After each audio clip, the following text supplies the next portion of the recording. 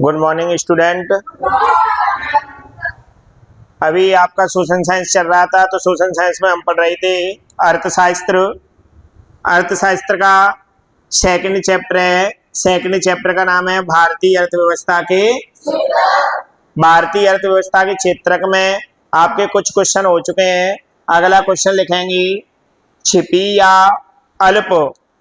अगला क्वेश्चन है छिपी या अल्प। छिपी या अल्प बेरोजगारी से, छिपी या अल्प बेरोजगारी से, छिपी या अल्प बेरोजगारी से आप क्या समझते हैं? छिपी या अल्प बेरोजगारी से आप क्या समझते हैं? छिपी या अल्प बेरोजगारी से आप क्या समझते हैं? अथवा लिखेंगे अथवा प्रच्छन्न, अथवा प्रच्छन्न बेरोजगारी क्या है? अथवा प्रच्छन्न बेरोजगारी क्या है? प्रच्छन्न बेरोजगारी क्या है?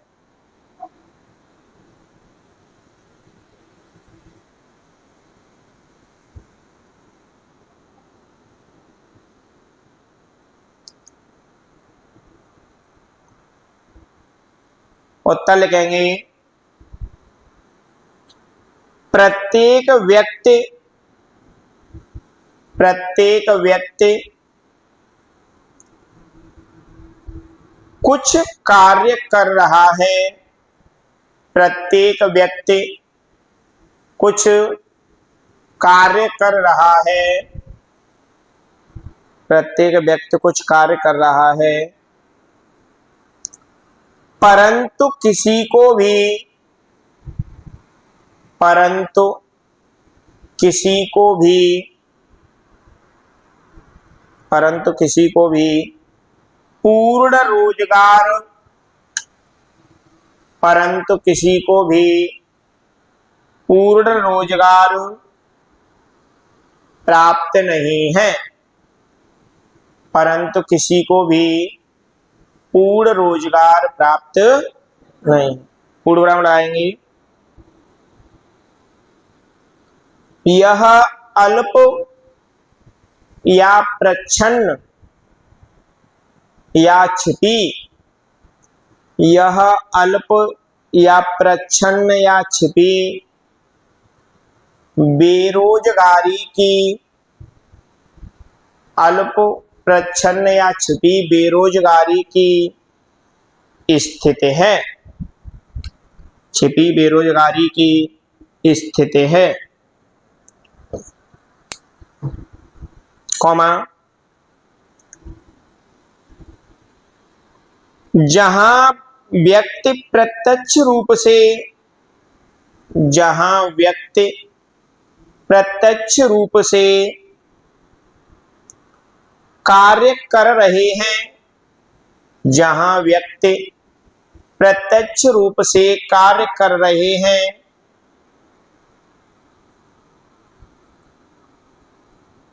कार्य कर रहे हैं, कॉमा, लेकिन अपनी क्षमता से, लेकिन अपनी क्षमता से कम कार्य करते हैं, लेकिन अपनी क्षमता से कम कार्य करते हैं। देखो, छिपी या अल्प या प्रच्छन्न, तीनों की बात एक ही है। बेरोजगारी क्या है? तो छिपी अल्प प्रच्छन्न बेरोजगारी यह होती है कि जहां व्यक्ति को क्या नहीं मिल पाता है? पूर्ण रूप से रोजगार। क्या नहीं मिल पाता है? पूर्ण रूप से रोजगार प्राप्त नहीं होता है, उसे छिपी या अल्प या प्रच्छन्न बेरोजगारी कहते हैं। जहां लोग क्या करते हैं? प्रत्यक्ष रूप से काम तो करते हैं, लेकिन उनकी जितनी क्षमता है उसके अनुसार उन्हें काम नहीं मिल पाता। पूर्ण रोजगार नहीं मिल पा रहा है उसे अपन छिपी या प्रच्छन्न या अल्प बेरोजगारी कहते हैं। अगला क्वेश्चन लिखेंगे, शहरी क्षेत्रों में अल्प बेरोजगारी के शहरी क्षेत्रों में अल्प बेरोजगारी के उदाहरण बताइए। शहरी क्षेत्रों में अल्प बेरोजगारी के उदाहरण बताइए।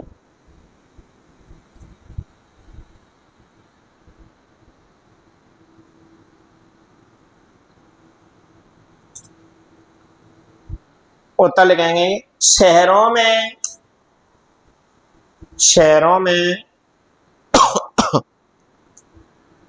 सेवा क्षेत्रक में शहरों में सेवा क्षेत्रक में हजारों अनियमित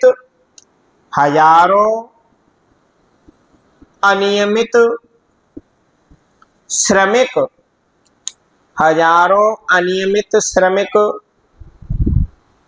पाए जाते हैं। हजारों अनियमित श्रमिक पाए जाते हैं। आगे लिखें, जो दैनिक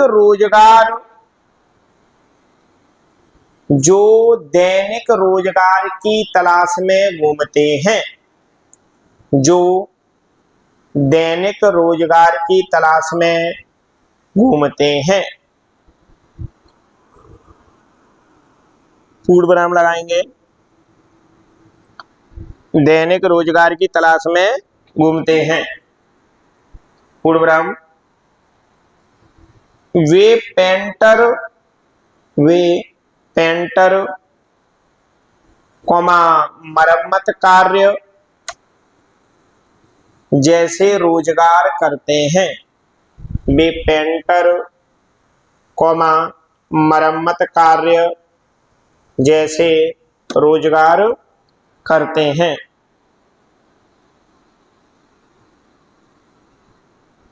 फिर भी उन्हें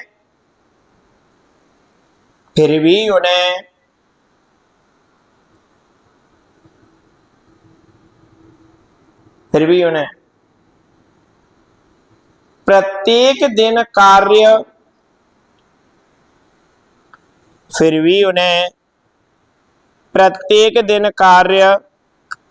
नहीं मिलता है। फिर भी उन्हें प्रत्येक दिन कार्य नहीं मिलता है।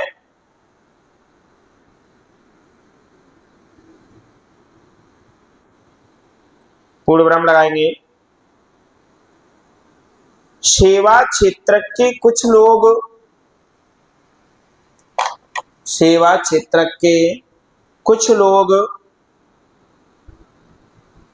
सड़कों पर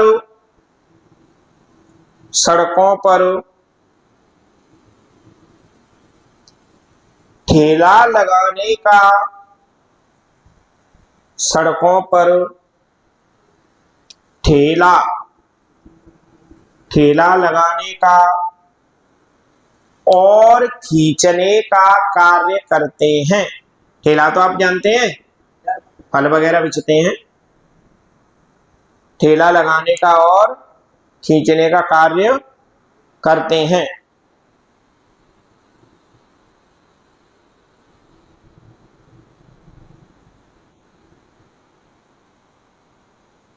वे अपनी मेहनत के अनुसार,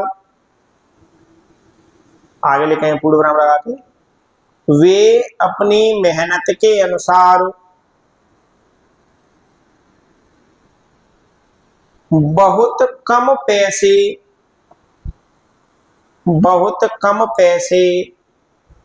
कमा पाते हैं। वे अपनी मेहनत के अनुसार बहुत कम पैसे कमा पाते हैं। अगला क्वेश्चन लिखेंगे,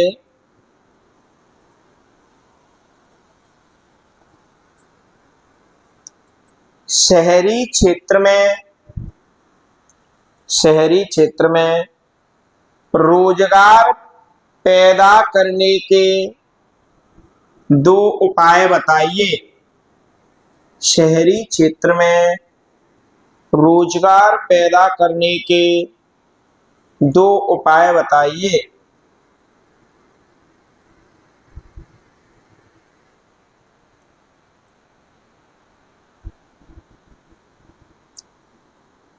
उत्तर लिखेंगे, शहरी क्षेत्र में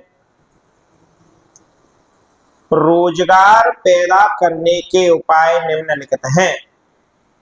शहरी क्षेत्र में रोजगार पैदा करने के उपाय निम्नलिखित हैं।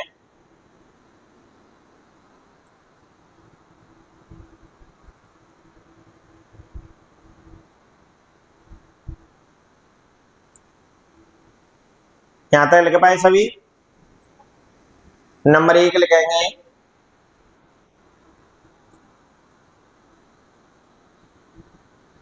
नंबर 1, शहरी क्षेत्रों में लघु और कुटीर उद्योगों को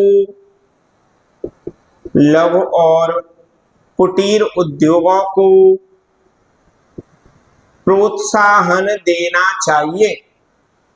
लघु एवं कुटीर उद्योगों को प्रोत्साहन का मतलब होता है बेटा बढ़ावा देना। माने जो शहरी क्षेत्र होते हैं वहां पर अधिक से अधिक हमें छोटे से छोटे क्या लगाने चाहिए? उद्योगों का निर्माण करना चाहिए, लगाने चाहिए। लघु एवं कुटीर उद्योग लगाने चाहिए, जिससे हमें क्या मिलेगा? उनमें रोजगार मिल जाएगा। प्रोत्साहन माने उन्हें बढ़ावा देना चाहिए। सेकंड पॉइंट लगाएंगे, शहरी क्षेत्र में रोजगार पैदा करने के लिए, शहरी क्षेत्र में रोजगार पैदा करने के लिए उत्पादन की, शहरी क्षेत्र में रोजगार पैदा करने के लिए उत्पादन की श्रम गहन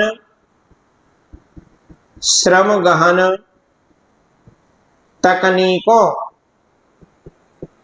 उत्पादन की श्रम गहन तकनीकों को अपनाया जाना चाहिए। उत्पादन की श्रम गहन तकनीकों को अपनाया जाना चाहिए।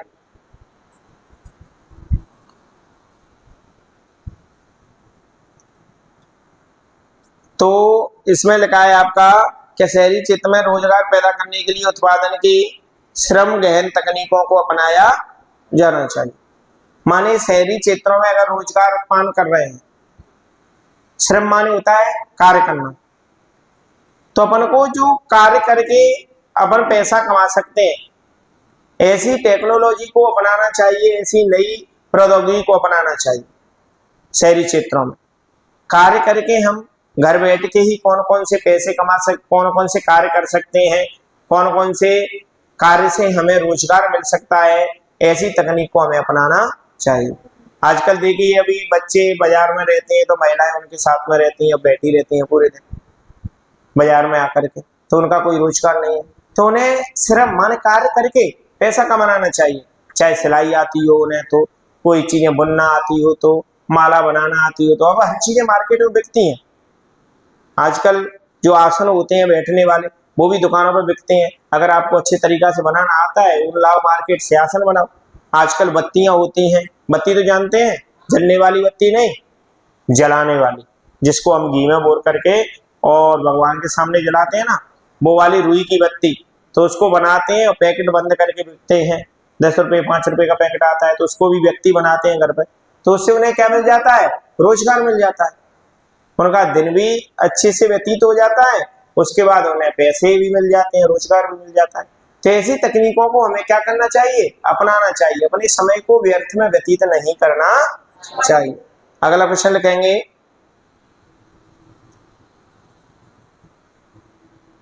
ग्रामीण क्षेत्रों में रोजगार किस प्रकार बढ़ाए जा सकते हैं? ग्रामीण क्षेत्रों में रोजगार किस प्रकार बढ़ाए जा सकते हैं, उदाहरण सहित समझाइए।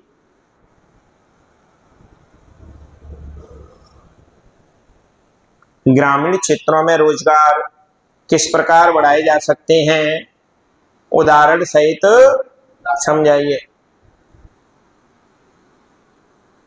तो बेटा उत्तर लिखेंगे, ग्रामीण क्षेत्रों में रोजगार निम्न प्रकार से बढ़ाए जा सकते हैं। ग्रामीण क्षेत्रों में रोजगार निम्न प्रकार से बढ़ाए जा सकते हैं। नंबर 1,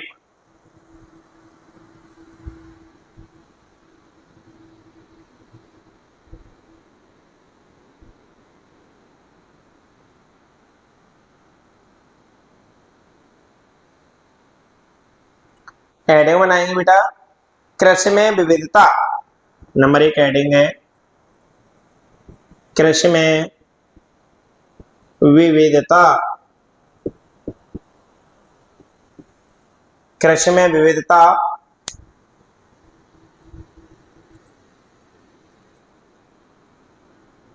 60%, 60% से भी अधिक लिखेंगे बेटा डैश लगा के, 60% से भी अधिक हमारे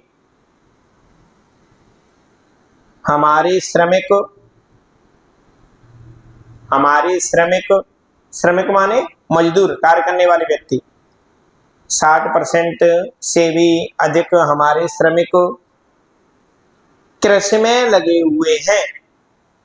कृषि माने खेती, तो 60% से भी अधिक लोग खेती का कार्य करने में लगे हुए हैं। परंतु हमारे किसान कुछ सीमित फसलें ही उगाते हैं। परंतु हमारे किसान कुछ सीमित फसलें ही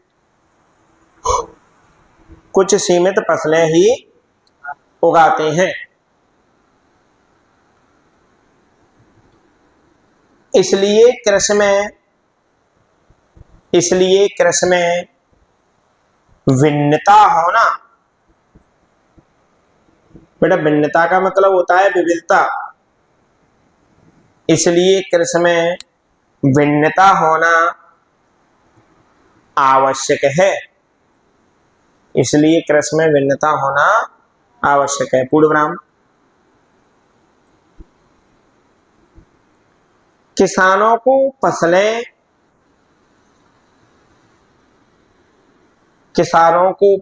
उगाने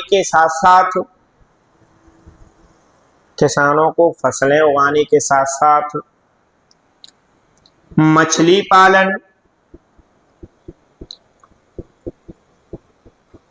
पालन, बागवानी,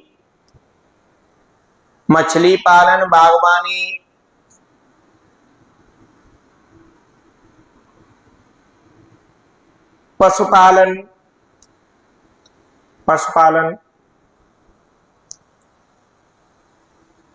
लिख ले। पशुपालन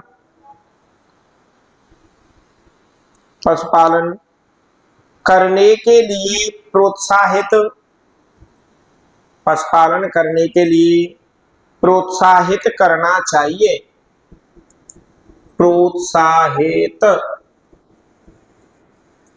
पशुपालन करने के लिए प्रोत्साहित करना चाहिए।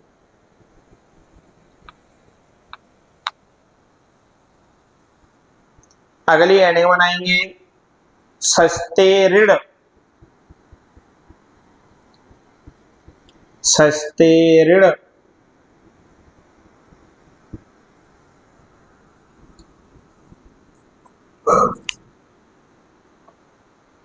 सस्ते ऋण में लिखेंगे, अधिकतम किसान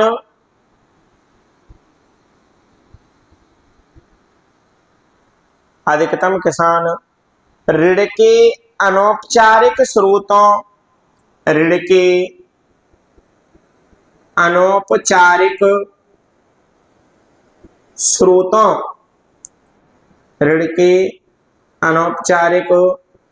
स्रोतों पर निर्भर करते हैं। ऋण के अनौपचारिक स्रोतों पर निर्भर करते हैं। निर्भर करते हैं। वे उनसे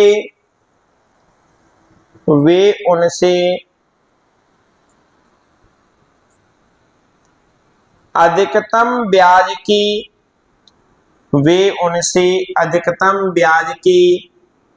दर वसूल करते हैं। वे उनसे अधिकतम ब्याज की दर वसूल करते हैं।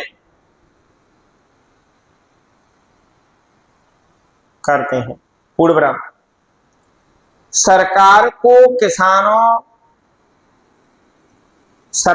को सस्ती दर पर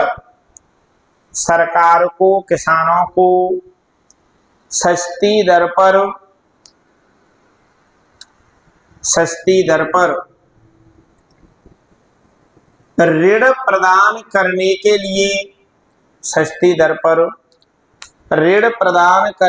लिए प्रोत्साहित करना चाहिए। सस्ती दर पर ऋण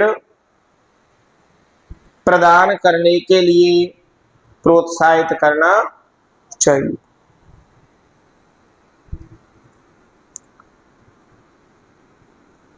तो बेटा आपका क्वेश्चन था ग्रामीण क्षेत्रों में रोजगार किस प्रकार बढ़ाया जा सकता है, उदाहरण सहित समझें। तो रोजगार बढ़ाने के स्रोत, सबसे पहली हेडिंग थी आपकी कृषि में विविधता। किसानों को क्या करनी चाहिए कृषि में, जो कृषि का कार्य है हमारे यहाँ सबसे बड़ी बात यह है कि 60% अधिक जो श्रमिक हैं वो किस में लगे हुए हैं, कृषि में लगे हुए। तो कृषि के साथ में विविधता माने अन्य चीजों को भी हमें अपनाना चाहिए। हमारे यहाँ जो किसान हैं वो कुछ गिनी चुनी फसलों को करते हैं, सरसों गेहूं बाजरा। इसके साथ इसमें विविधता हो, जायद की फसलें भी उगाई जानी चाहिए हमें। जायद की फसल में जैसे ककड़ी, बट्टी, खरबूजा वाला, ये वाला भी एरिया। और इसके बाद इसके साथ में हमें मछली पालन भी कर लेना चाहिए, पशुपालन कर लेना चाहिए, मधुमक्खी पालन भी होते हैं।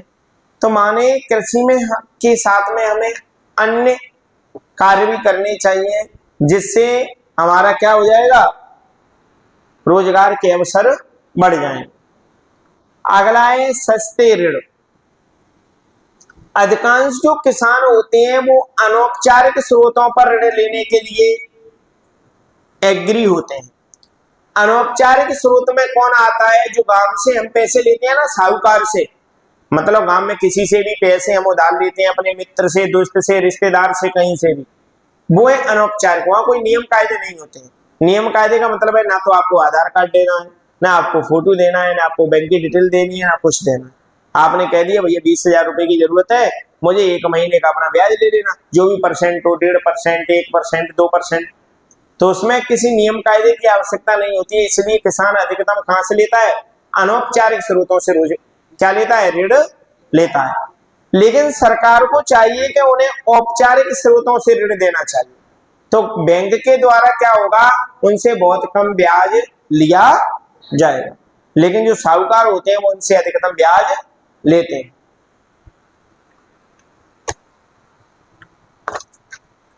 अगला क्वेश्चन लिखें, मोस्ट क्वेश्चन है इस चैप्टर का। मनरेगा को 100 दिन रोजगार योजना क्यों कहते हैं? मनरेगा को 100 दिन 100 डेज, मनरेगा को 100 दिन रोजगार योजना क्यों कहते हैं?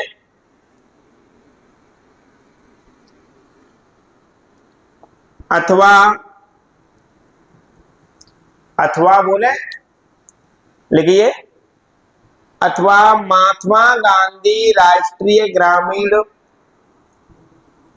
लिखेंगे, लिख लेंगे आप, लिख लेंगे, चलो ठीक है। महात्मा गांधी राष्ट्रीय ग्रामीण रोजगार गारंटी अधिनियम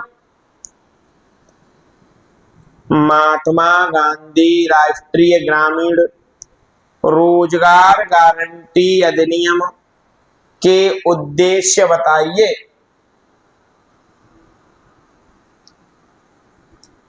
के उद्देश्य बताइए। एक और अथवा लिखें, आपके विचार से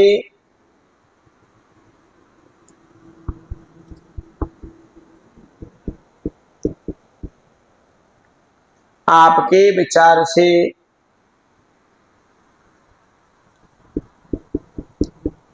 ये लिखें बोर्ड से, इस शॉर्ट फॉर्म में राष्ट्रीय ग्रामीण महात्मा गांधी राष्ट्रीय ग्रामीण रोजगार गारंटी अधिनियम की शॉर्ट फॉर्म है महात्मा गांधी राष्ट्रीय ग्रामीण रोजगार गारंटी।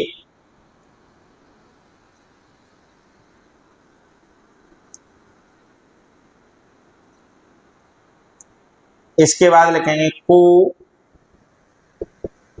काम का अधिकार, को काम का अधिकार क्यों कहा जाता है या कहा गया है। आपको महात्मा गांधी राष्ट्रीय ग्रामीण रोजगार गारंटी योजना को क्या कहा गया है, काम का अधिकार क्यों कहा गया है। बोले उत्तर, यहां तक सभी लिख पाए, अभी अपन ना लिख पाए, लिख लिया तो चलो लिखें उत्तर। केंद्र सरकार ने भारत के लगभग, केंद्र सरकार ने भारत के लगभग 625 जिलों में, भारत के लगभग 625 जिलों में काम का अधिकार, 625 जिलों में काम का अधिकार लागू करने के लिए, काम का अधिकार लागू करने के लिए एक कानून बनाया गया। काम का अधिकार लागू करने के लिए क्या बनाया गया भैया, एक कानून बनाया गया, पूर्ण विराम। इसे महात्मा गांधी राष्ट्रीय ग्रामीण रोजगार गारंटी अधिनियम लिखा है आपके क्वेश्चन में। इसे महात्मा गांधी राष्ट्रीय ग्रामीण रोजगार गारंटी अधिनियम, अधिनियम के बाद लिखेंगे 2005, अधिनियम 2005 कहते हैं।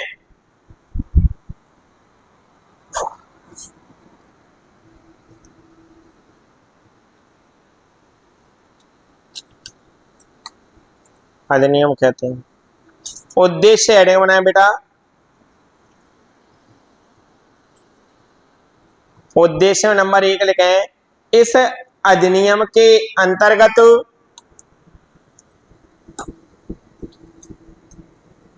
इस अधिनियम के अंतर्गत उन सभी लोगों, इस अधिनियम के अंतर्गत उन सभी लोगों कौमा जो काम करने में सक्षम हैं, उन सभी लोगों जो काम करने में कैसे हैं, माने वो कार्य कर सकते हैं, काम करने में सक्षम हैं और जिन्हें काम करने की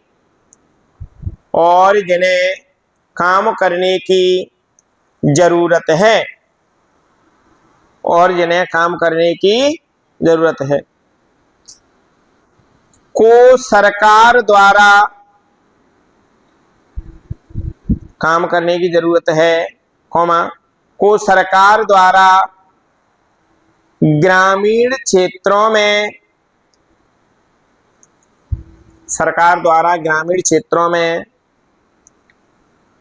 एक वर्ष में 100 दिन के रोजगार, ग्रामीण क्षेत्रों में एक वर्ष में 100 दिन के रोजगार की गारंटी दी गई है। रोजगार की गारंटी दी गई है। अतः इसे 100 दिन रोजगार,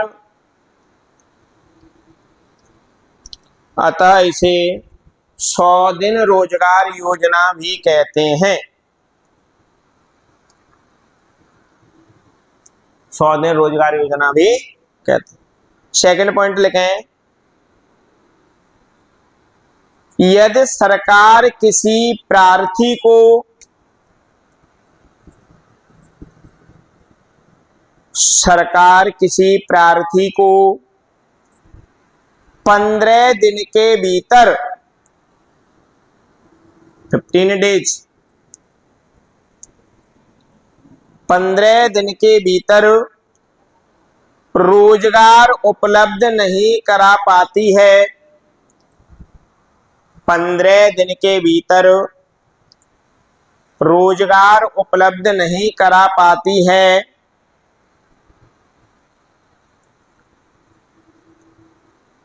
रोजगार उपलब्ध नहीं करा पाती है, तो वह व्यक्ति दैनिक रोजगार, तो वह व्यक्ति दैनिक रोजगार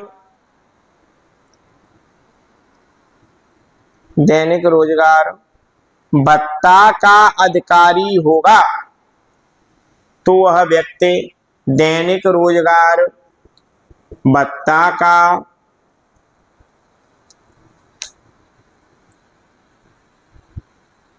दैनिक रोजगार भत्ता का अधिकारी होगा। यहां तक लिख पाए सभी?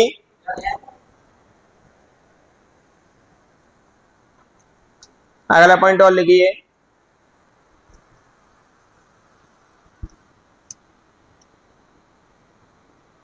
इस अधिनियम के अंतर्गत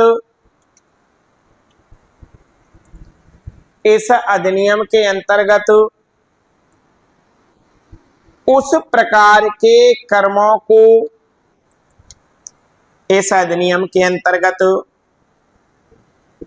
उस प्रकार के कर्मों को वरीयता, उस प्रकार के कर्मों को वरीयता दी जाएगी,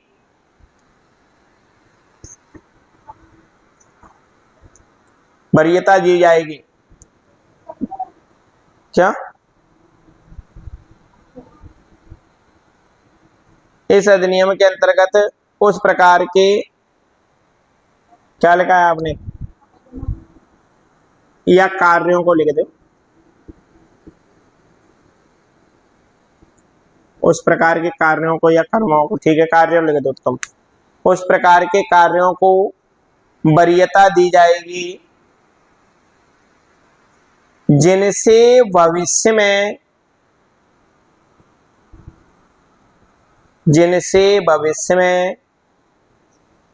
भूमि से उत्पादन बढ़ाने में, जिनसे भविष्य में भूमि से उत्पादन बढ़ाने में मदद मिलेगी, जिनसे भविष्य में भूमि से उत्पादन बढ़ाने में मदद मिलेगी।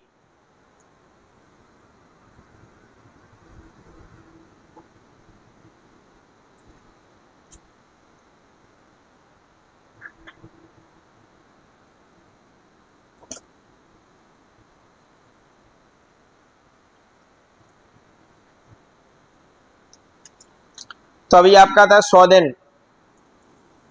मनरेगा को 100 दिन रोजगार योजना क्यों कहते हैं? तो ये जो है, केंद्र सरकार ने भारत के लगभग 625 जिले में काम का अधिकार लागू करने के लिए कानून बनाए। केंद्र सरकार ने क्या किया था, सेंट्रल गवर्नमेंट ने, कि देश के 625 जिलों में क्या किया था, 625 जिलों में काम का अधिकार लागू करने के लिए क्या लागू किया था, महात्मा गांधी राष्ट्रीय ग्रामीण रोजगार गारंटी योजना। महात्मा गांधी राष्ट्रीय ग्रामीण रोजगार गारंटी योजना 2005 कब शुरू की गई थी, ये 2005 से प्रारंभ की गई थी। अब ये पूछ रहा है कि इसके उद्देश्य क्या थे। तो इसका पहला उद्देश्य है आपका कि इस अधिनियम के अंतर्गत उन सभी लोगों को काम करने में सक्षम बनाया जाता है जिन्हें काम का जरूरत है। माने इस अधिनियम के द्वारा किया जाता है कि ऐसे लोगों को काम दिया जाता है जिन्हें मुख्य रूप से काम की क्या है, जरूरत है, को सरकार द्वारा ग्रामीण क्षेत्रों में वर्ष में 100 दिन रोजगार की गारंटी दी जाती है। इसके तहत क्या करेंगे कि सरकार जो बेरोजगार हैं, जो अपना पेट पालने के लिए तरस रहे हैं, रोजगार नहीं मिल रहा है, तो सरकार गारंटी लेगी कि हम 100 दिन की रोजगार हम तुम्हें दिला करके ही रहेंगे। ठीक है। सेकंड पॉइंट है कि यदि सरकार किसी प्रार्थी को 15 दिन के भीतर रोजगार उपलब्ध नहीं करा पाती है तो वह व्यक्ति दैनिक रोजगार भत्ता का अधिकारी होगा। अब हुआ ये कि सरकार उसे रोजगार नहीं दिला पाई, आपने आज आवेदन किया किसके लिए, दैनिक रोजगार के लिए। माने इसमें फॉर्म भर दिया मनरेगा में कि अभी हमें मजदूरी करनी है, हमें रोजगार की आवश्यकता है। फिर 15 दिन बीत गए लेकिन आपको रोजगार नहीं मिला, तो फिर 16वें दिन को आपको वैसे ही पैसा मिलना शुरू हो जाए, क्योंकि ये सरकार का काम है कि 15 दिन के अंदर आपको रोजगार दिलवाना है। ठीक है। लास्ट है, इस अधिनियम के अंतर्गत तो उस तरह के कार्यों को या कामों को वरीयता दी जाएगी जिनमें भविष्य में भूमि के उत्पादन बढ़ाने में मदद होगी। माने इसके अंतर्गत क्या होगा कि ऐसे कार्यों को प्राथमिकता दी जाएगी जिनसे क्या होगा, भविष्य में जो भूमि की उत्पादन क्षमता है वो क्या हो जाएगी, बढ़ जाएगी। ऐसे कार्य नहीं करेंगे जिनसे हमारी भूमि की जो उपजाऊ क्षमता है, उत्पादन क्षमता है, वो कम हो जाएगी। ठीक है। तो अभी आपका यहीं तक जो आपका सोशल साइंस है और मनरेगा वाला आपका 100 दिन वाला मोस्ट क्वेश्चन है, यहाँ तक आप कंप्लीट करेंगे।